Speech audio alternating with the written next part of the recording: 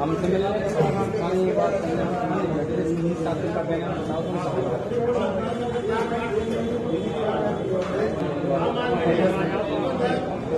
phone पे हाँ सभी हाँ हाँ